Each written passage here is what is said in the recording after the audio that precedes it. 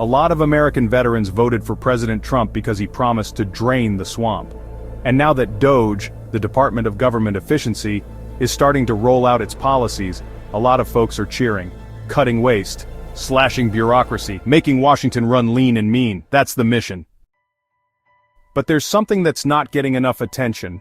What happens to America's veterans when the government starts shrinking? Democrats are sounding alarms about veterans in danger, but is it really happening or political opportunism? In today's video we're breaking down fact from fiction, because while swamp draining sounds great, there's a twist most people aren't talking about. Here's the reality. Government jobs are one of the biggest sources of employment for U.S. military veterans, that's right. The very jobs DOGE is targeting for cuts, federal positions, agency staff, support roles, contractors, are the same jobs that tens of thousands of veterans depend on to build their civilian lives. It's not just a coincidence, the federal government intentionally gives hiring preference to veterans. It's written into law, and it makes a huge difference. According to the Partnership for Public Service, veterans make up nearly 30% of the federal workforce, even though they're only around 5.6% of the general population.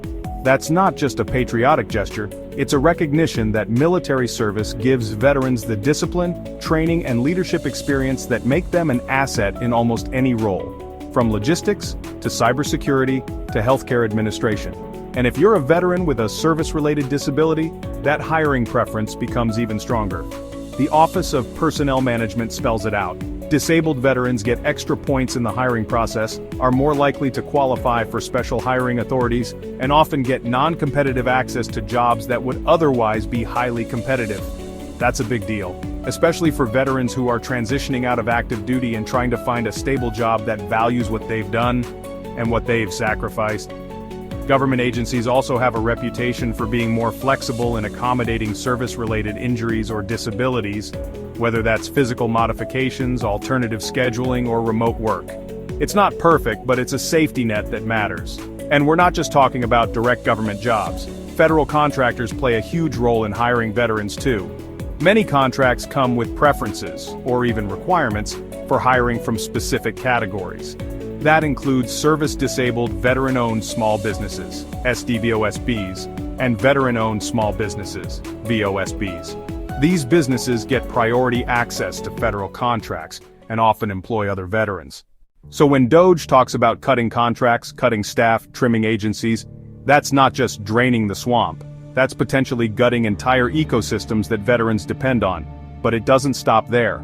Some of DOGE's proposals go even deeper, including potential cuts to the Department of Veterans Affairs itself. There's talk of consolidating services, reducing administrative overhead, and yes, even scaling back certain programs that aren't performing. That's got some veterans sounding the alarm, worried that healthcare access, disability claims, or benefits processing could slow down, get cut, or disappear altogether. There's more to the story. According to VA Secretary Doug Collins, those rumors aren't just exaggerated, they're flat out wrong.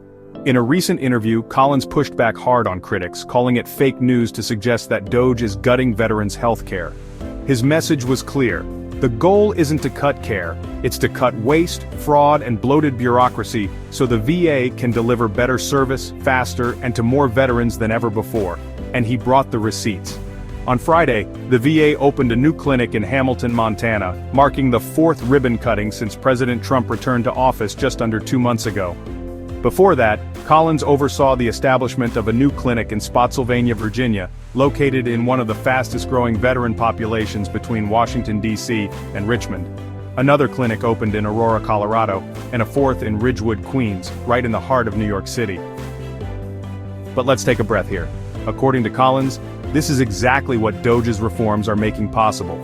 By slashing waste at the top, the VA is expanding where it counts. More clinics, more access, more care for real veterans in real communities. So, what's really going on here? DOGE's defenders say this. The VA isn't supposed to be a jobs program for veterans, it's a service agency that exists to care for veterans. And if cutting out bloated admin budgets and inefficient programs means more dollars go directly to veteran care, then that's a win. From their perspective, a leaner, meaner VA will serve more people better and faster.